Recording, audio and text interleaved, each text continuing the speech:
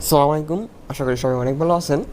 তো আজকে দেখবেন যে আপনাদের যাদের আলতাই c1n রাউটারটি ডিসকানেক্ট প্রবলেম হচ্ছে, নো ইন্টারনেট প্রবলেম হচ্ছে, সেটা কীভাবে সলভ করবেন। তো প্রথমে আপনারা আলতাই রাউটারটি লগ ইন করে নেন। লগ ইন করে নেওয়ার পরে আপনি চলে যাবেন কনফিগারেশনে, তারপরে ওয়্যারলেস চলে যাবেন। এখানে আপনাকে কাজটা করতে হবে। তো প্রথম অপশানটি আপনি এটি সিলেক্ট করে দিবেন এবং দ্বিতীয় অপশানটি সিলেক্ট করে দিবেন।